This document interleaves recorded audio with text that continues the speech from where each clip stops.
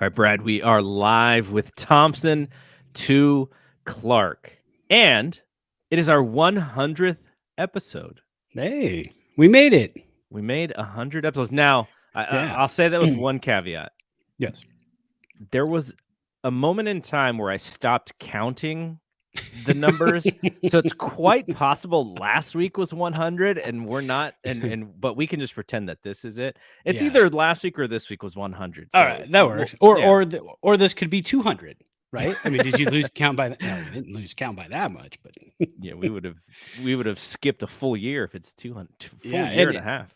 So it was a really, really busy week at work last week. We're implementing a new system. And so I was going to do like, what can we do for the 100th episode? I was like, Yeah. I'll make this super cool graphic. Ran out of time, didn't have the time. So today I made this really super cool graphic. All right. There we go. Show number 100.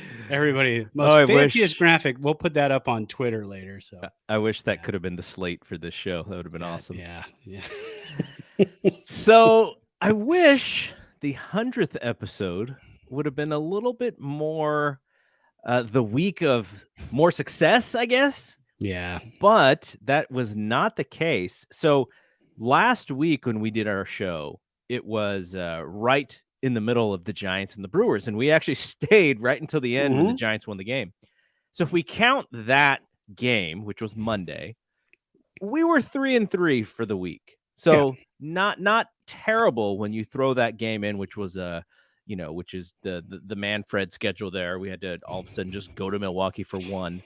And so it makes what happened after Monday a little bit better because the Giants went home. They split 2 with the A's, 1-1. And then the Nationals came to town. Mm-hmm. And we were kind of wondering what was going to happen. Was there going to be any fireworks? Were guys going to get upset? And for the most part, I think it was pretty even. Like no one was really too frustrated. The Nationals decided to run it up a little bit, which we were fine with because that's what we were doing. And we'll talk about that when we get to our haters watch segment. But I took a look. I was trying to figure out, okay, what does this 3-3 week mean? Ultimately, because of what also happened, which is we lost a bunch of guys to COVID-19, you kind of go, okay, it was not the greatest week, but there were reasons. Some of the reasons were just the bullpen couldn't hold up. Yeah. But we won when Logan Webb pitched. We won when Carlos Rodon pitched.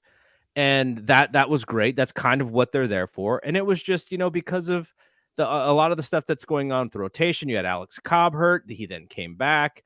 You have DeSclafani, who is hurt. So we had a couple bullpen games in there. Ultimately, the 3-3, because of what the Giants' expectation is or what we expect from them, it's like, oh, man. But I think it's sort of like if we look at it with that glass half full, it could have been way worse. And I'm happy to have a 3-3 week. Yeah, I'm okay with the 3-3 week. Although the end of the show, after we beat the Brewers, we finished out the show. You did ask me what I thought the rest of the week was going to look like. You said 4-1, and I said 5-0. Well, we started out 1-0 that first game against the A's. Yeah, nice trouncing of the Athletics. Yep. And then it just was not pretty after that. Like you said, I mean, just so many COVID guys, and you can't blame it on the fact that we're missing La Stella, Longoria, Lamont Wade Jr. You can't blame it on that fact because we haven't had them all year, and the Giants are still leading the majors, right? Or National League at least in runs scored per game at 5.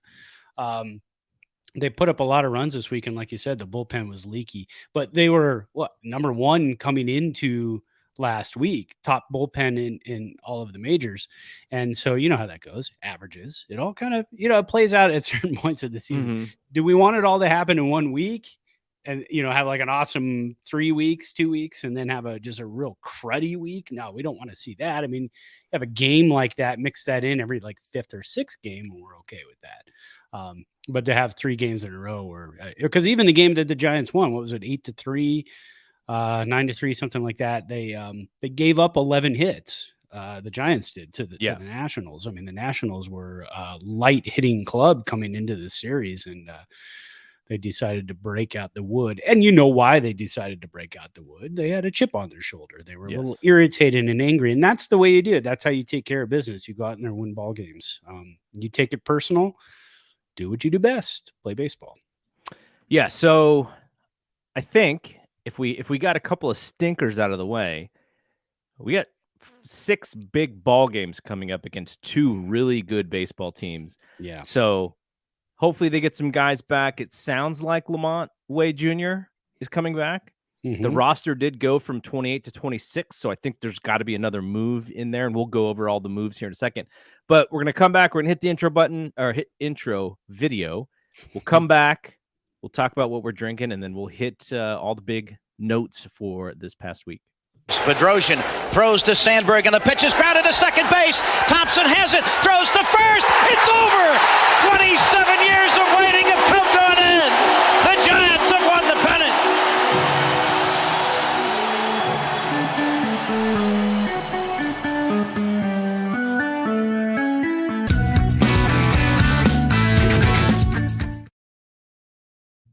All right, we are back here, and let's talk about what we're drinking, because I've been teasing my glass here for the last couple weeks, and finally, I'm ready to show it off here.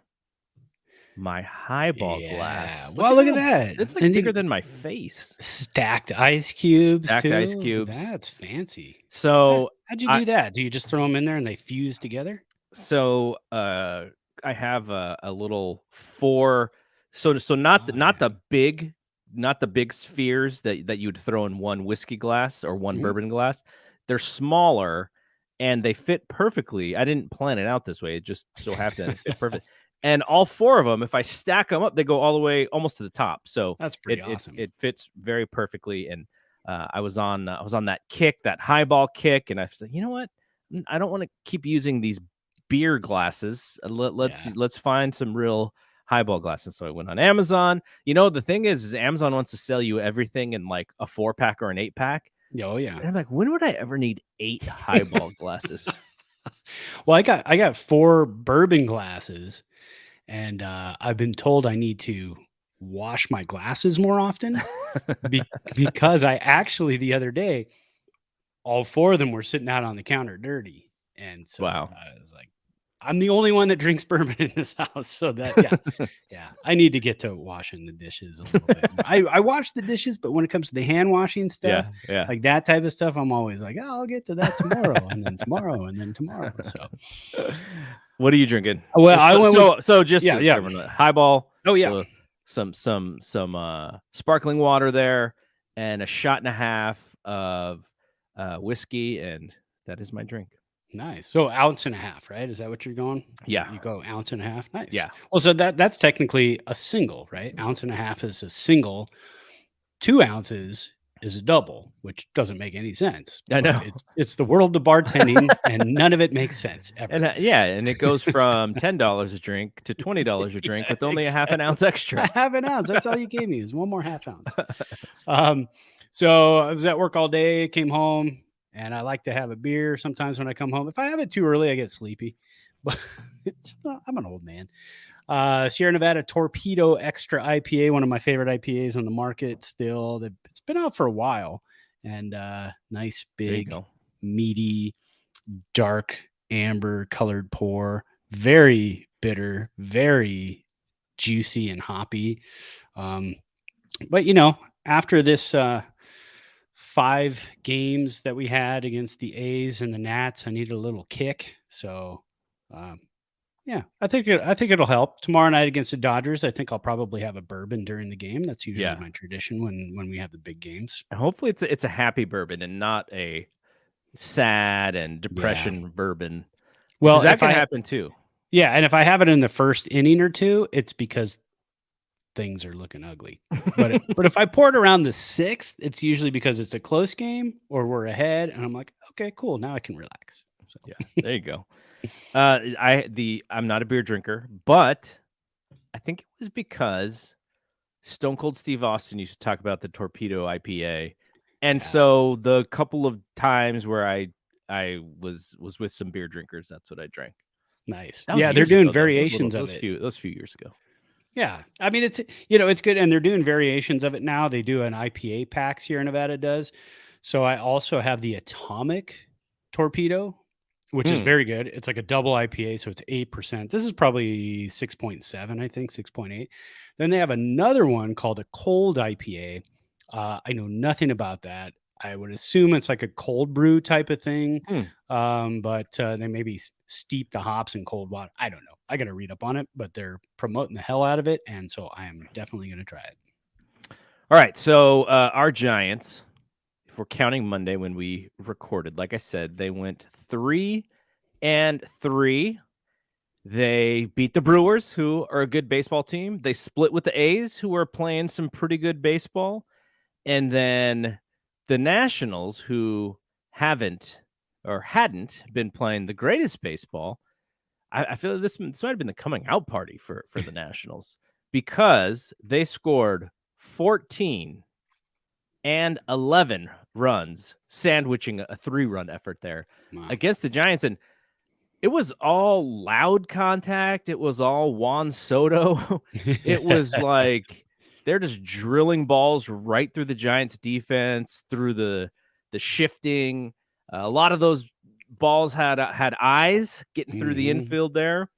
And man, they were not hesitating. Let's just say that they were swinging really hard, and they had a purpose in that series. And some of it is probably what the Giants did to them the previous weekend, and when they swept them. So good series. And we talked about this, which is Grant Brisbee and Andrew Baggerly had said, not that we want to see the Giants lose necessarily, but it will be good to see how they react to sort of taking their own medicine when another team comes in and kind of piles it on them a little bit. And I think probably Kapler uses that as like proof. Like, look, this is what happens when you play dominant baseball. We got our butts kicked in 2 out of those 3 games. And now the Nationals can take that and take it to the next series and go and try and win that series. So in Colorado too, which we want, because Colorado's breathing down our neck. I know it's early in the season. I think they jumped ahead of us. No, they're actually a game behind. Oh, okay. No, San Diego jumped ahead of us. Yeah, San Diego did. There we go. Yeah. Man, that the National League West. Yeah, it's crazy. You got Arizona's in last place, and they're 10-13. No other last place team in the majors is even close to 10-13. Yeah. Wow. As long as Arizona keeps beating the Dodgers. What about Cincinnati, 3-19?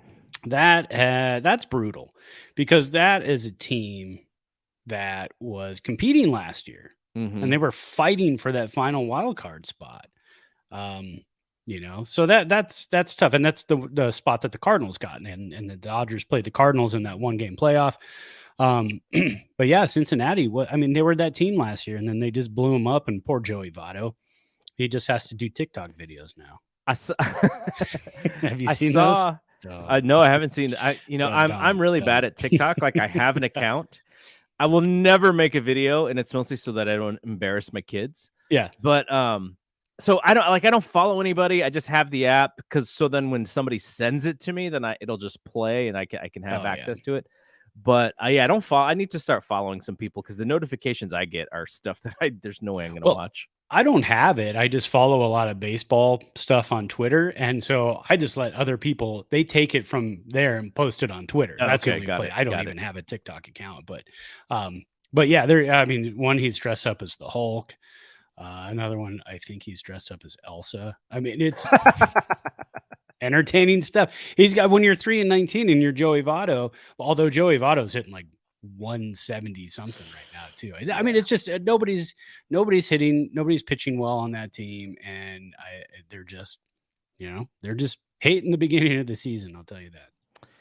All right, so just a couple of quick notes about the week. The Giants were outscored 33-30, which put a little bit of dent in their run differential. We talk about the run differential as one of our true stats to really tell how good of a team you have. There are a plus 34, which is still just third in the National League behind the Dodgers and the Mets. The Mets are looking really good here. Yeah. Good. I saw they just released Robinson Cano today. That was very interesting because they got to eat like $40 million on his contract. Yeah, and they went from the 28 to 26 man roster starting today, and they had to make some moves, and he's one of them. I mean, he had a decent spring, but just was not hitting, and it's because he's not doing roids anymore. So what was he pinched 3 times for roids now, and the guy's still playing? I don't get it. So and also the Giants are 4th in all of baseball in run differential. Only the New York Yankees in the American League have a better run differential at plus 41. Yankees are sitting nice, 16-6. Yeah, man. Good job on them. Yeah, but Yankee fans, I tell you, they're probably still not happy. Yeah.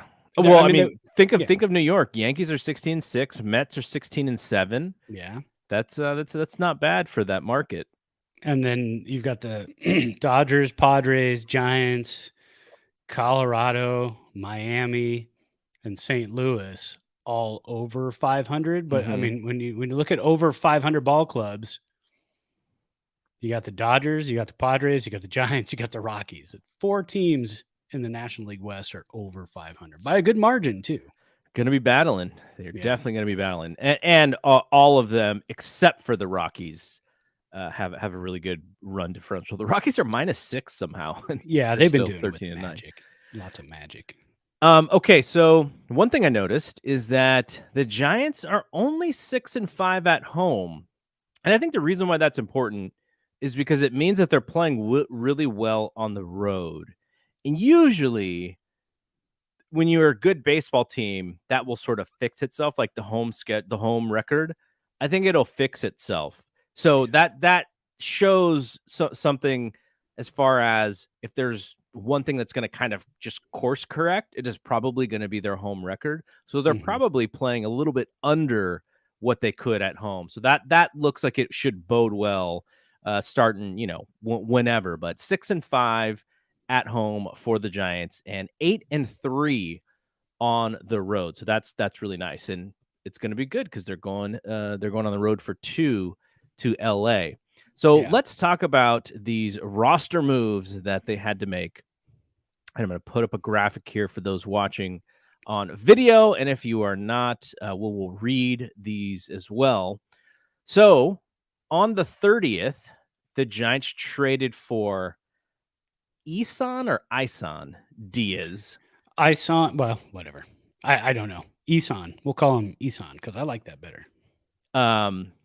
Actually, let's start from the other side. So we'll start on from the 25th is when the Giants placed Yastrzemski on the injured list, which is really the COVID list.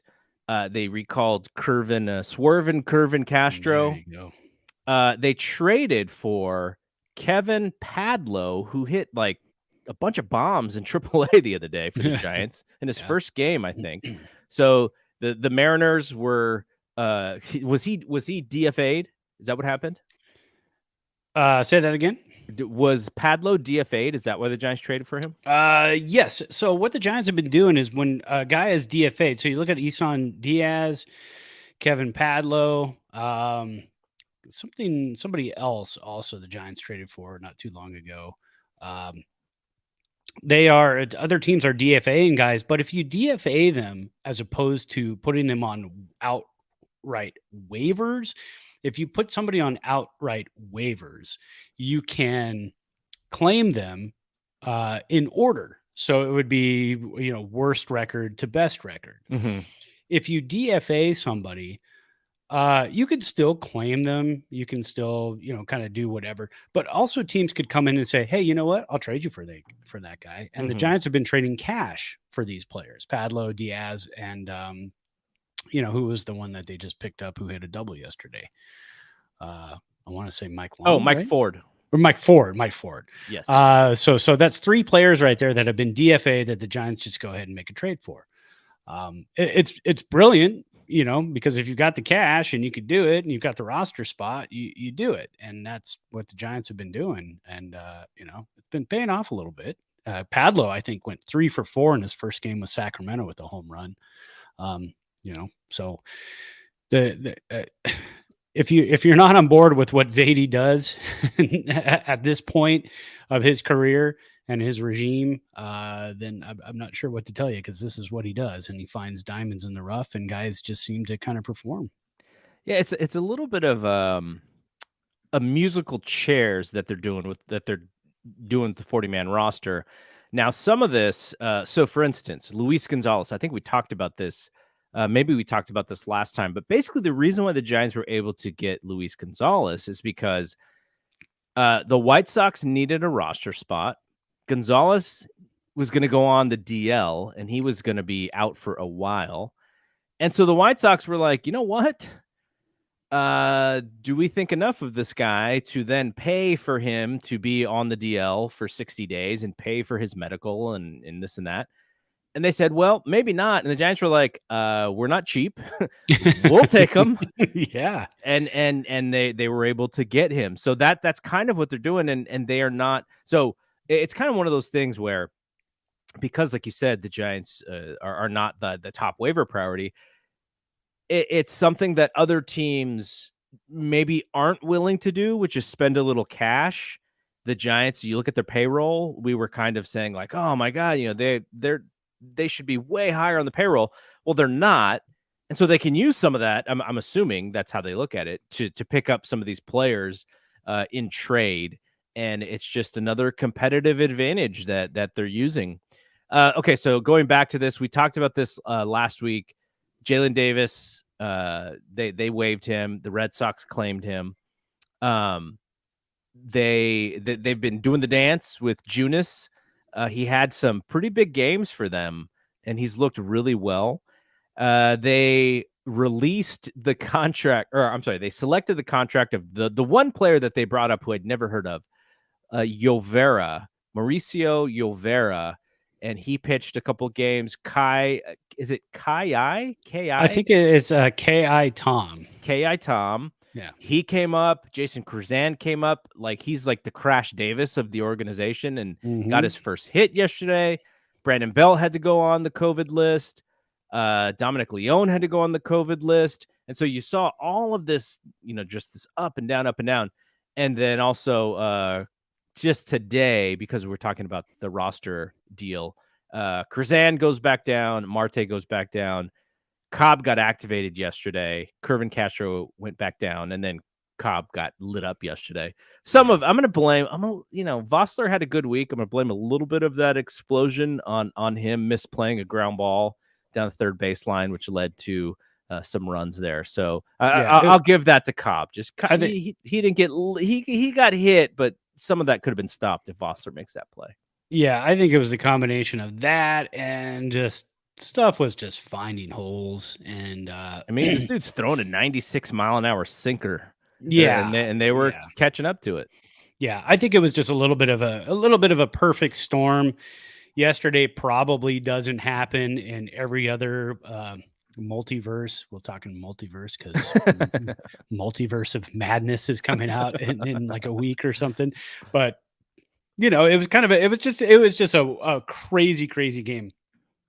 And heaven knows the Giants have been on the winning end of some crazy games. So every once in a while, to even things out, the baseball gods are like, well, we've given you a lot of breaks, and now we're going to take them away for this one game. And it happens. So early in the season too. So as you mentioned, they're back down to a 26-man roster.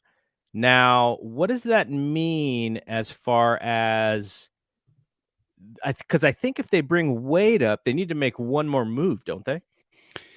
Yeah, because they are currently at 26, right? So let's take a look at the roster real quick. Okay, so just to give you an idea, so they didn't put Jock on the DL because he hurt, I think it was a hamstring or something. He hurt himself running into second base, basically. Right. Luis Gonzalez has been up and he's been productive. For the infielders, Vossler, Mike Ford, and Luke Williams are all up with the big team. So I would imagine, because they only have 4 actual outfielders, Yeah. that one of those 3 guys is the move when you bring Wade back.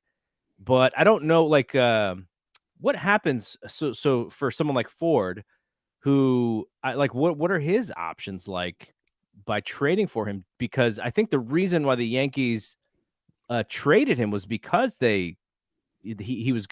wasn't he gonna be out of options, or what was that situation? Yeah, I'm not exactly sure, but the majority of the time when you DFA somebody, it's because they don't have any options left. But when you look at the situation with who were we just talking about, had a good huge game in Sacramento. Oh yeah, Getting Padlo.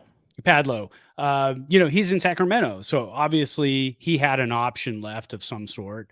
So I'm not sure the situation of Mike Ford, but we know Vossler and Luke Williams both have options this year. They've already been used, which means they can continue to use them. But remember, what is the cap this year? Wasn't it like 4 times or something? Yeah, I think it's 5 moves. So the Giants now have to be wary of that because, like you said, when you look at the Giants outfielders right now, you've got Luis Gonzalez, Jock Peterson, Darren Ruff, and Austin Slater. And Jock Peterson is hurt, and we don't know if he's going to come back yet for the Dodgers series. He's chomping at the bit to come back for the Dodgers series. Yes. Would be beautiful if he came off the bench against a right-hander and poked one into the seats to win the ball game.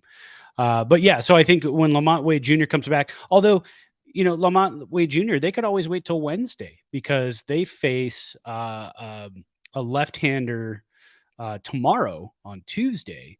Yes. So they could always wait one more day and just say, hey, let's hang on one more day and then we'll activate him on Wednesday.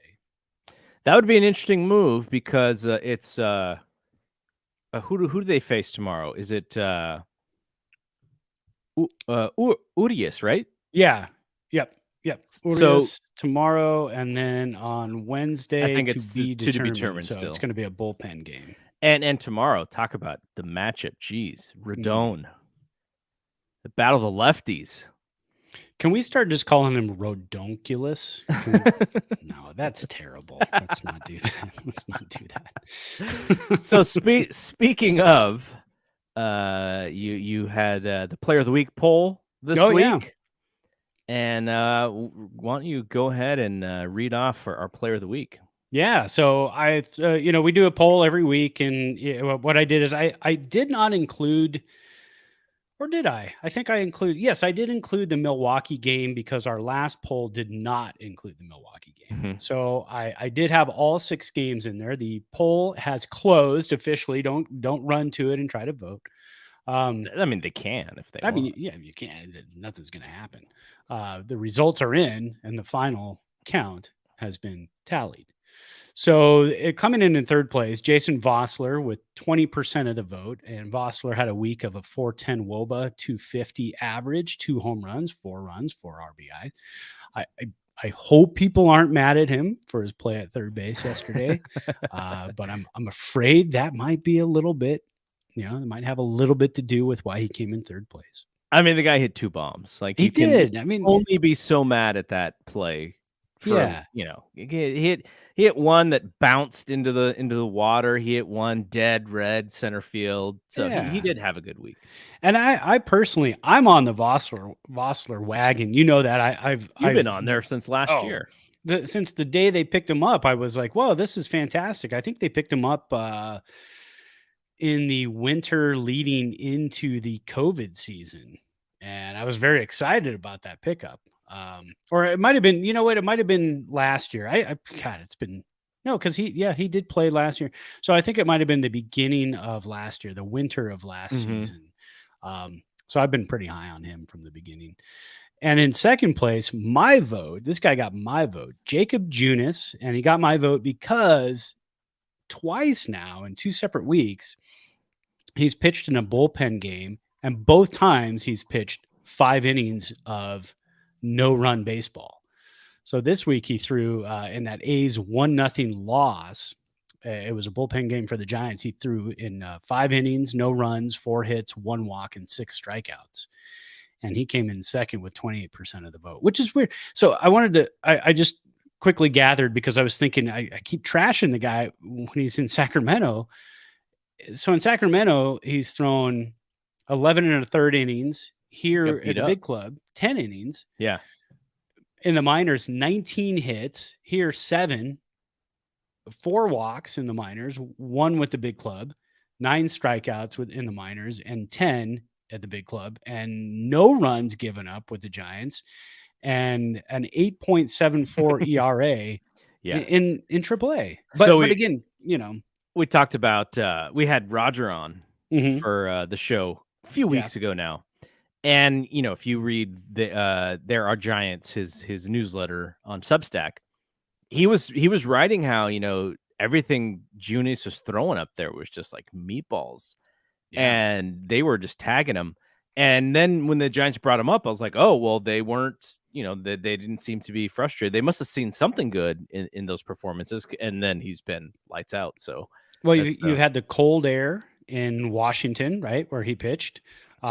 Then you had the nice, it was a decent day against the A's, or evening, but it was still chilly when he was pitching here in Reno with the River Cats. It was cold, but the wind was blowing out, and it's higher altitude, so the ball doesn't bite as much.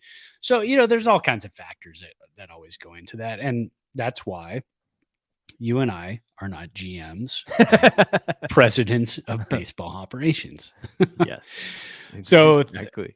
Yeah. So coming in first place in our player of the week poll this week was Carlos Rodonculus. No, we're not doing it. It's just Carlos Rodon. 52% of the vote. He pitched in 1 game this week, got the W, 6 innings pitched, 3 hits, 1 run, 2 walks, 9 Ks. Just being Carlos Rodon. What is his ERA this season? 1.17.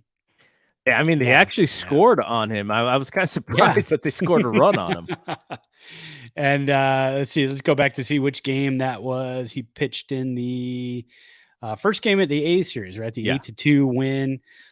He's got a 1.17 ERA. This is the guy you want on the mound going against the Dodgers to, kick off a short 2-game road trip in Los Angeles. And then the Giants come right back home for 4 against St. Louis, and then Cardinals. Another 3 against I can't remember who. I want to say Milwaukee, but is that what it is? Well, okay, I gotta look now because I can't be wrong. Colorado. So Colorado comes into town, and we know that Colorado cannot hit away from Coors, and then the Giants go. Then after that, they play the same 2 teams, right? They go to St. Louis and to Colorado. Chris Bryant homecoming. Well, he's got back issues right now. So really? Yeah. He's carrying around those sacks of money.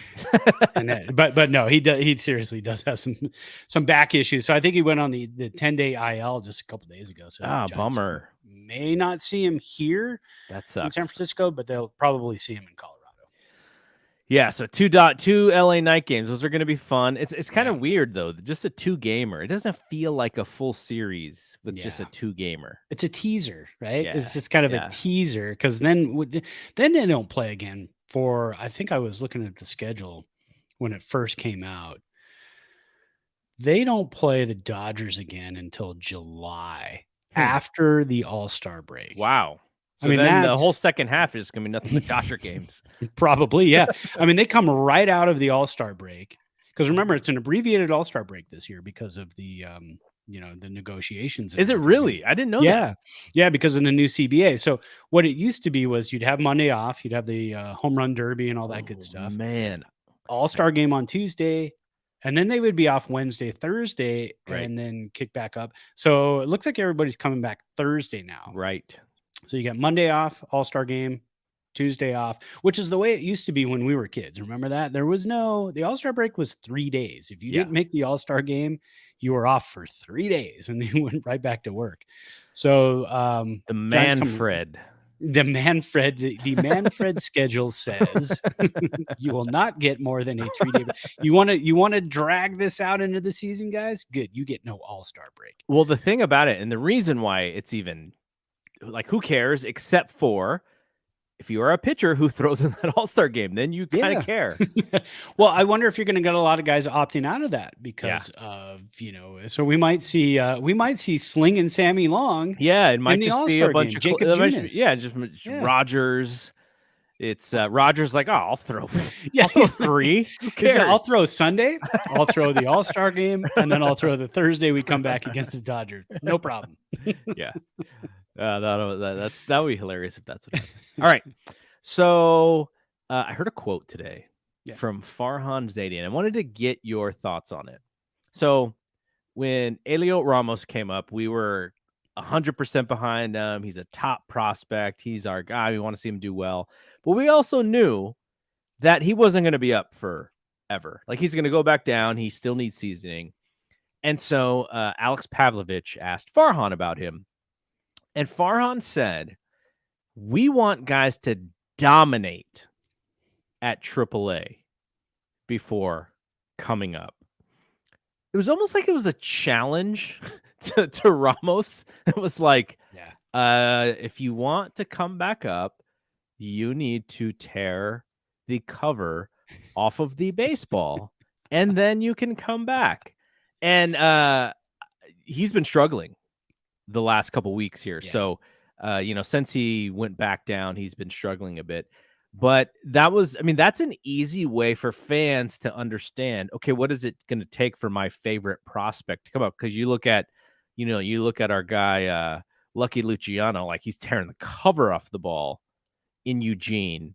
And it's quite possible. I mean, I don't know exactly because he's so young, so maybe they just let him continue tearing the cover off the ball in Eugene.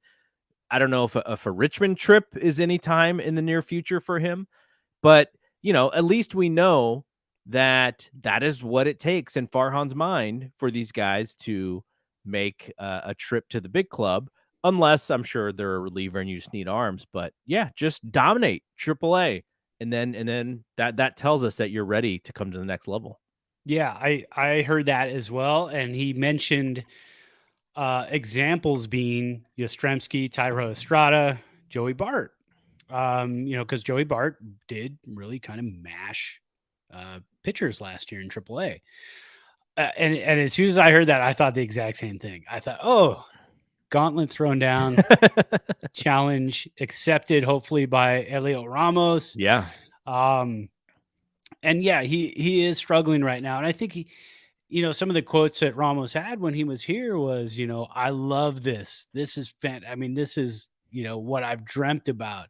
The locker rooms are fantastic. We don't have to ride a bus. I don't want to go back down. Yeah. So I hope that didn't mess with his head. And when he got sent back down, he was like, oh, here we are. And I don't want to do this.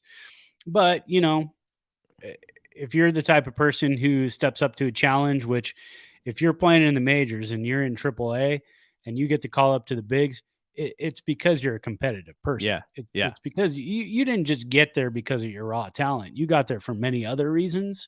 The days of the guys coming up who are kind of head cases who are, just like, I'm very talented and I'm up in the majors and I'm just here on my talent and I can stay here just because I'm talented. That's like, 70s talk, 80s talk. They would juice up also, but that's for another show. But the guys like Ramos, he's a hardcore competitor. I'm sure he is not slacking off. It is just, he is getting beat up right now by AAA pitching. And that happens. I mean, he didn't have the best experience at AAA at the end of last season.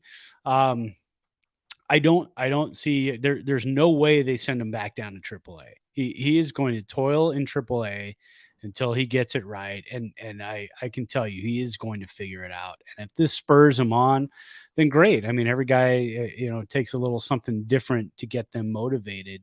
But yeah, I listened to that in the car this morning and I was like, oh, all right. I like that. I like throwing that out there. Yeah. It's not only good for him though, right? It's like, you have some of these other guys. We have Jelly, who has been sort of up and down in his starts in AAA. It's like, brother, if you want to get up here, now for him, AAA is a little bit harder for pitchers than it is for hitters because especially in that league. Right. Yeah. So, but yeah, no, I like it. And it also sets the expectation for the fans. So for that, that maybe a little bit more casual of a baseball fan who just knows names. It's like, why aren't they bringing up? Well, Zadie basically told you what they're looking for. So I like that. I like the transparency there. And that's why Tom. So I was telling you when they brought up Kai Tom, I was saying, I mean, that guy, I saw him play here in Reno, and he's an extra base hit machine. I mean, he's hitting doubles all over the place. He hit 2 to the wall that could have been out in any other ballpark. But he's hitting 327 in AAA with 2 home runs, 11 ribs, 896 OPS. So when the opportunity arose and they needed another player, they go, oh, Tom's coming up. Yeah. I'm sure David VR is sitting down there. That's right the now. guy who's killing it. Yeah. 8 home runs, 23 ribs, 293 average, 1.024 OPS. Is he the brother of Jonathan? Was Jonathan the other guy who was the VR? I honestly, so there was still is Jonathan VR, but I honestly don't know if there's any relation. That unfortunately most of these websites, you don't find some awesome stuff like that, like family background and, all the cool stuff. Like we like that stuff. That's fun for us. That's the first thing I think of is, is he related to so-and-so? Well, yeah. I mean, the last name VR, I mean, it's a fairly common baseball last name. A lot of guys in baseball have had that last name. But no, I'm going to have to look that up. But yeah, he was a Giants 11th round pick in 2018, and he's 25 years old. So, and he plays third base, and Longoria is not getting any younger. But again, the Giants with Vossler, the Giants know that Vossler knows the bigs, and he knows Oracle Park, and he knows how to play third base. They've had him up a couple of times. I would think if COVID didn't happen for the players, if we weren't going through what we're going through right now, with Belt and Yastrzemski and everybody else, Leon, I would have thought VR probably would have been up, but I think the fact that they needed some experience, they needed some guys who had been up before, that Vossler was the guy, Ford was the guy. I mean, I kind of think that's why they reached out a little bit more for the vetty guys, even though, I mean, Vossler's not a huge veteran, but he did play with the club last year up in the majors. So I think if a situation arose and that didn't happen with Longoria out, and third base hurting, because we saw Wilmer Flores playing some third base, and that hurts to watch.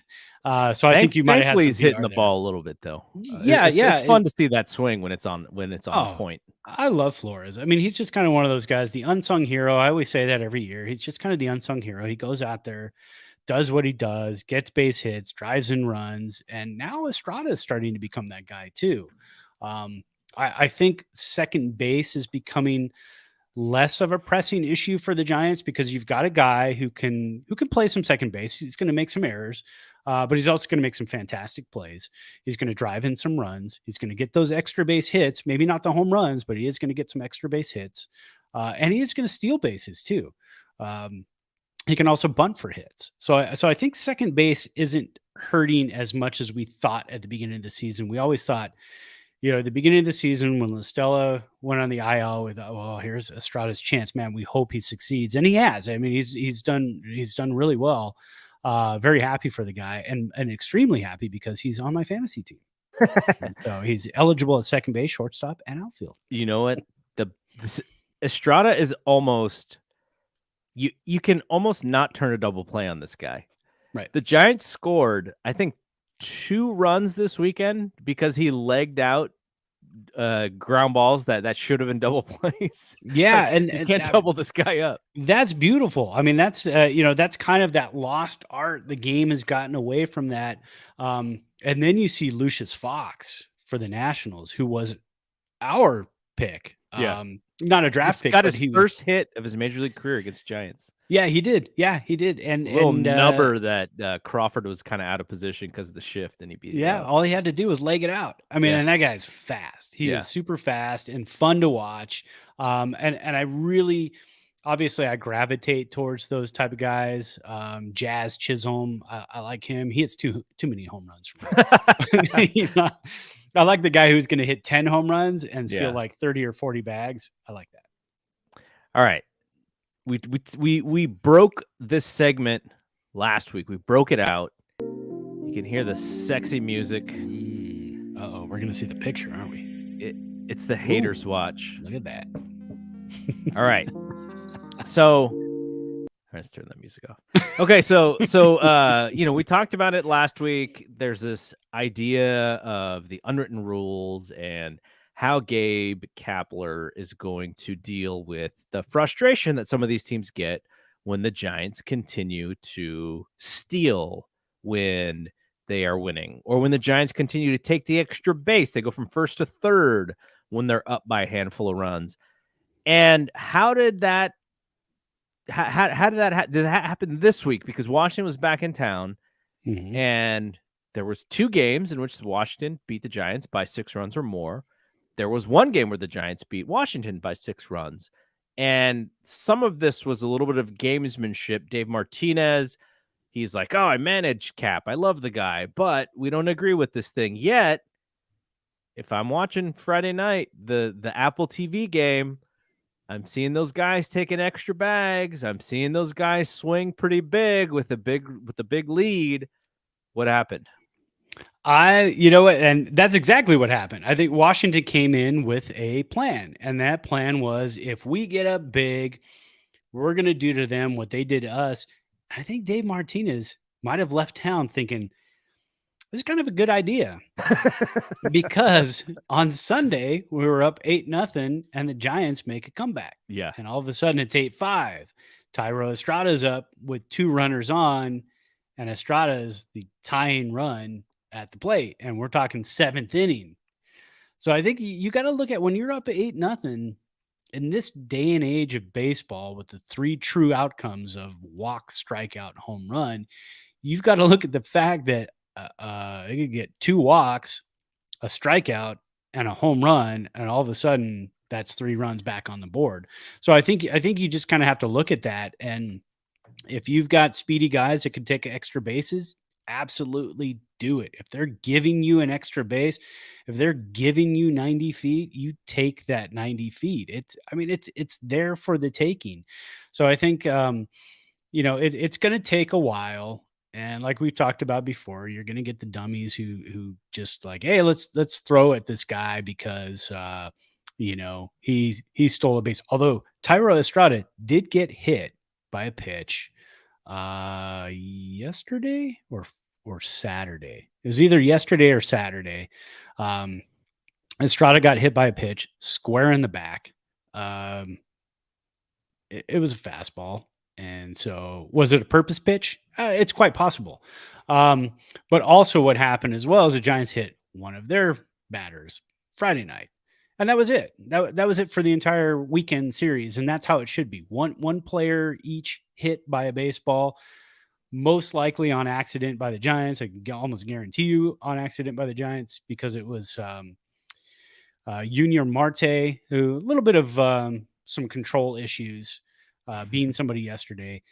And there wasn't that retaliation. There wasn't it didn't turn into a beanball war. It turned into a bunt war. It turned into a stolen base war, which is the best kind of war you can have, because now you're forcing people to play baseball. You're forcing mechanics to happen. You're forcing that. I mean, in spring training, what do? You practice bunts. Why do you practice bunts? Because they happen in games. Well, here you are. Bunts are happening when it's 8-2 or 8-3, and that's exactly how it should be. So I think we saw a little bit of a turnaround. I don't know if they play the Nationals again the rest of the season. That could be it. They could be done with them. Maybe they see them in the playoffs. You're not going to see a beanball war in the playoffs. It rarely happens because it's a short series and you don't want to put runners on for free. But now the Giants and Nationals know the next time they face each other, you're going to play 9 innings. You're going to play 27 outs each, and you're going to play hard baseball. Yes, I was glad. Again, I wasn't glad to see them get beat up, but Yeah. I was glad to see the other team do it. So then now, I mean, one, you could say, well, the Nationals are such hypocrites. Like, weren't they against this? But on the other hand, you say, look, this is what you should be doing. You should try to win these games. You should try to be up as many runs as possible, because you can see how easy it is to come back from games. So Yeah. happy to see it. I'm glad. I was glad to see Cap just like, yeah, it's cool. They beat us. That what happens. are we gonna do? We just need to play better next time. So, well, while we're talking about this series, though, what do you think of the Apple TV Plus broadcast? Haha, interesting. Okay, I like the way that they're trying to do the broadcast. So I listened to a podcast. It's a sports business podcast. John Oran, and I think the guy's name is Andrew Marchant, something like that. And they're old guys, right? No, actually, I'm not sure about Andrew. John's probably old guy, kind of, probably our age or a little bit older. Oh, you just called me old. Cool. You called yourself old. And he was just like, oh, I don't like Katie Nolan in the booth. She's not a real baseball fan. You can tell. I like Katie Nolan otherwise, but I just don't think this is the right role for her. And you know what it reminded me of? Do you remember when who was the comic that they tried to put in the Monday Night Football booth? Oh, Dennis Miller. Okay. Yeah. So unfortunately, he was like the wrong comic to put in there. Yeah. But we have so many baseball games. Kruk and Kuip, we get to listen to Kruk and Kuip. We get to listen to John Miller. We get to listen to Flam. I'm not too happy listening as much to Sean Estes, just because we know he's kind of the guy, the next guy, right? They're getting him some reps. I don't really think he's fantastic yet, but I don't dislike him in any way. But we hear those voices. You hear the national games. You hear the same voices. For someone to go, hey, we're going to try a little experiment. We're going to put Katie Nolan in the booth. She's funny, for one. She's very smart. Is she like someone who's so much of a diehard baseball fan that she knows every stat on the back of every baseball card? No, of course not. But that's why I kind of like the experiment, is because I think she's getting a little bit more comfortable. And the old guy network doesn't think about this. She's also really good at social media. She's got a really good social media following. She's posting pictures of every ballpark that she's at. Hunter Pence is in all these pictures. We know Hunter Pence is going to be whatever Hunter Pence does. He's going to go at it 150 miles an hour. So I think all of this is good, because the thing is they're not doing this 7 times a week. They're doing it once in the evening, or once in the late evening and once in the early evening every Friday night. So I'm totally fine with them trying to do some different stuff for the broadcast. I don't mind it at all. And anything that gets Hunter Pence to open up, because that's kind of what Katie is there for. She gets Hunter to kind of get even a little bit crazier than he is. And I like it. I like the little back and forth. There was a moment where Katie said a joke, or she did something, and it was like when you watch SNL and then they can't stop laughing. I mean, that's essentially what it was in the middle of a broadcast. Yeah. And when I'm like half working in the background watching this game, and that made me like, oh, what did I miss? Like, what? Yeah. Now here's the negative to the Apple TV broadcast. You cannot start it late. It's only live. Yeah. I discovered that on the first night because I thought, oh, that was a cool play. I'm going to go back. Yeah.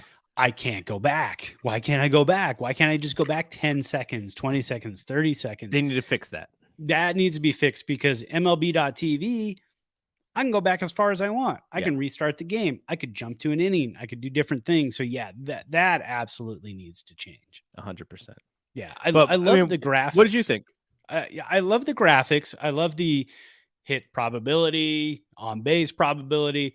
And again, you got to remember when you're watching it, it's just a probability, because before that, the Yankees and Royals were playing, and I can't remember who it was. It was somebody from the Yankees, and it was like an 0-2 count, and the on base probability was 12%, and he hit a home run on the next pitch. So you got to remember, it's just a probability. It's 12%. He only has a 12% chance to get on base. Well, he fell within that 12% chance because he hit a home run. But it's fun to look, because after each pitch, it updates. So I enjoy it. It's a change of pace. What I really loved was the camera work. So I have a 4K TV. I have the 4K Apple TV. Yeah. So do I. Yeah. So the visuals are just absolutely beautiful. The picture quality is beautiful. Little green on the tinge. And I know it's not my TV, because I'm a stickler for I worked in the television business and production. So when I get a new TV, I spent a lot of time dialing it in. So all of my inputs are dialed in. There was a green tinge on the players quite a bit. The grass was a little overblown and green. The drone shots were so cool. Having the drone hanging out above McCovey Cove, looking into the ballpark and into the city behind the ballpark. So that would be looking west as the sun is setting. I mean, just some beautiful shots. And that's what you got to remember too. That's kind of what baseball is. It's not always about the commentary. A lot of times I mute the TV. I turn the TV down. I put on music. We've worked in baseball for years. I did baseball games or play-by-play on the radio. I can tell you what's happening on the field. I don't need somebody to tell me what's happening on the field. Yeah. So to me, a lot of times it's just kind of background noise. But the visuals, I mean, the camera shots, if you've got the camera shots right, I'm hooked. And I think Apple TV Plus does have a lot of the camera work, a lot of the production value. I think is pretty top notch when it comes to that. And so I enjoy it. And I think the Giants have one more game on the schedule that I know of. So I'm looking forward to it. I'm looking forward to, again, to another Friday night. I'm hoping it coincides with my wife's book club night. She has it's like once a month on a Friday night, she has book club. So if it coincides with that, then it's like, oh, I got to watch the whole game. Yeah. Because we ended up probably about the 6th or 7th inning. We turned on Marvelous Mrs. Maisel, because life happens, and we wanted to watch a show, and it was Friday night. We were relaxing.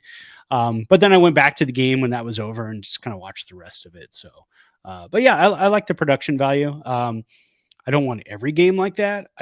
If those were our broadcasters for every game, I think I'd be frustrated.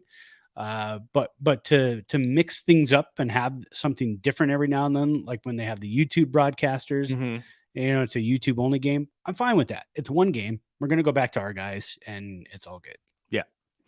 All right. Last segment of this show. I started this last week, and it is called "Are You Worried? ... Yet." And I should figure out how to do a graphic for this one too. We'll find some worried Giants fan or something. Yeah. Okay. So I'm going to read you the statistics of one of their players, one of their best players. Okay. And I'm going to give you 3 choices. I'll give you an A, B, and C, and you can tell me who you think it is. Okay. There is some, just to give you a heads up, there is somebody I studied this week because I was getting worried. Okay. And I didn't know you were going to do this segment. It quite possibly may be the same person. So I studied deep on his numbers. But you can wait until we get to the A, B, and C, and then you can give your guess. Yeah. All right. This person has 17 hits in 76 at bats, 11 runs scored, 1 home run, 9 RBI. Is hitting .224 with a .322 on base and a .632 OPS. Now, last year, the statistics were much, much, much better. So this is a little bit frustrating, but it could also be just a slow start. Now, is this player A, Johnny LeMaster, B, Jose Uribe, or C, Brandon Crawford? Well, let's see. I don't think Lemaster ever hit as high as 224. Poor Johnny. And rest in peace, Jose Uribe. So no, it's not him. Yeah. I'm gonna go with Brandon Crawford, and he's not the one that I studied. I was studying Logan Webb's numbers because his last couple starts. Well, that was the one that we did last week. I asked you about him last week. Yeah. So I thought you were gonna ask me again. Are you worried now? But I'm not worried about Brandon Crawford. I mean, we know who he is. It's a little bit of a slow start. There's so many elements. Again, they went on the road in the freezing cold temperatures. They started late. He's kind of a late starter anyways. So I look at the first couple weeks as he's still in spring training. But once Brandon Crawford heats up, he's a sustainable heat. You know, he's like those Duralogs, right? Remember those when in the 70s and 80s you throw them in the fireplace and light them and they go for like 8 hours. So Duralog, Brandon Crawford, I'm not worried about him. I think he's going to start heating up soon. They have been facing quite a few left-handers. And you know, he has some pretty good splits, lefty righty. But I think once they start facing more right-handers, and the weather starts to heat up a little bit, I'm not worried about Brandon Crawford. His defense is always there, so that's always nice. But yeah, I'm not worried about his bat.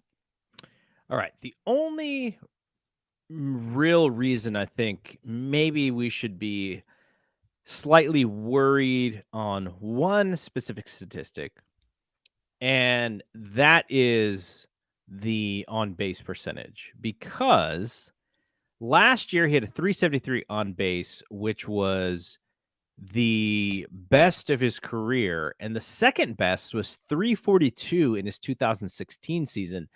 And every other year he's like in the 320s or below that when it comes to on base. So that stands out a little bit. Obviously he hit 24 home runs, which was the most of his career. So his slugging was raised as well. He's probably not going to slug 522 again, but if he slugs in the 470s or something, I think he'll be fine. But because his batting average was so far and above the best of his career, that on base jumped up as well. So I think that's going to be something that I look at when it comes to Brandon Crawford. Like you said, the defense still looks good. He's got such a great, accurate throwing arm. So it's almost too accurate, because there was a play in, I think it was that Friday night Washington game, where the pitcher had to cover first base on a double play, and he basically, like, it was almost like he's throwing a football pass to a receiver and he's kind of leading the receiver perfectly to the bag. But the pitcher didn't, like, the pitch, covering first base on that kind of play is kind of hard. So the pitcher's kind of like watching his steps and didn't quite get there. But I was like, Brandon's going to get the error, but that was probably like the most perfect throw you could make in that scenario. But, I don't think we got to worry yet, but slow start. I think hopefully he turns it up this week. I just think if people are expecting him to duplicate last year, maybe not. But I do hope he gets a little bit close to last year, because last year, God, he was one of the best players in baseball. Oh, yeah. And right now, too, with as many injuries and COVID and everything else, I mean, he is the bat in the lineup that people are looking towards, him and Ruff. Those are the two guys that everybody's looking at. I mean, Belt's not there. Longoria's not there. LaStella, Jock Peterson. I mean, so many guys are just not there right now. So they're looking to the vet to say, hey, get things going. And, again, offensively, they are scoring runs. And when Lamont Wade Jr. comes back and they've got a little bit more outfield help and another left-handed bat, and again, start seeing some right-handed pitchers, things I think turn around and get a little bit better for them. All right. So that is it for this show. I just want to let people know who are listening to the podcast feed. We have a new Red and Gold Standard podcast that just went up, where Zach and Matt are talking all about the 49ers draft. The Rams don't have a version of that because they don't have any picks, because they just won the Super Bowl and they just signed everybody. They don't need picks in this version of the NFL. And also the death lineup will be back tomorrow night. So Tuesday night, the Warriors play Memphis, game 2. We didn't have a podcast game 1, but we will be back after game 2 to talk about that, as well as game 1 a little bit. And then Brad and I will be back next week to talk about Giants Dodgers and Giants Cardinals. This is going to be a nice little litmus test because both of those teams are really good, and we'll see if the Giants can fight and have a winning week. But yeah, so that is it from here. For Brad, I am Double G. We'll see you when we see you. Peace out. Peace.